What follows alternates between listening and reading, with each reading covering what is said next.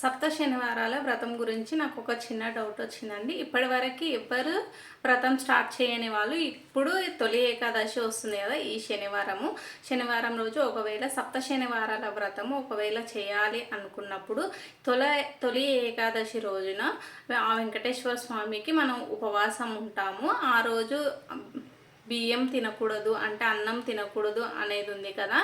ఆ రాక్షసుడు అన్నంలో దాగి ఉంటాడు కాబట్టి ఆ రోజున అన్నం తినకూడదు అని చెప్పి అంటారు కదా. మనము ఒకవేళ సప్త శనివారాల వ్రతం చేస్తే వెంకటేశ్వర స్వామికి పిండి దీపాలు పెడతాము, అలాగే చల్మిడి పెడతాం కదా.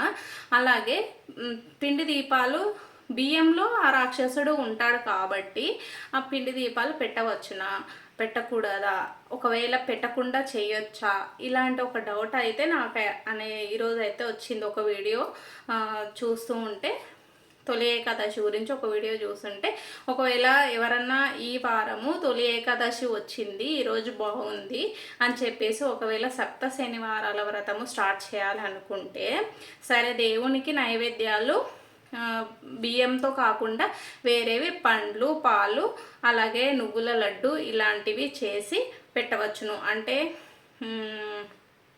పెసరపప్పుతో చేస్తాం కదా మనము, దాన్ని ఏమంటారు గుర్తు రావట్లేదు. పెసరపప్పును నానబెట్టి దానిపై బెల్లం వేసి వడపప్పు పెట్టవచ్చా, అది ఒక డౌట్ వచ్చింది. అలాగే ఒకవేళ పెట్టినా మనం పిండి దీపాలు అయితే పెడతాం కదా, 7 దీపాలు పెడతాం కదా. పిండి దీపము అంటే బియ్యం పిండి దీపంతో పెడతాం కదా. ఆ బియ్యంలో రాక్షసుడు ఉంటాడు కాబట్టి ఆ దీపం మనం దేవుడికి పెట్టిన తర్వాత దాన్ని ప్రసాదంగా మనం తీసుకుంటాం కదా.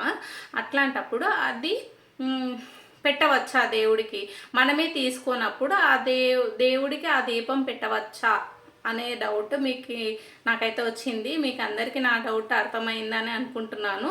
మీలో ఎవరికైనా ఈ సందేహానికి ఆన్సర్ తెలిసి ఉంటే దయచేసి నాకు కామెంట్ సెక్షన్లో చెప్తారని అనుకుంటున్నాను.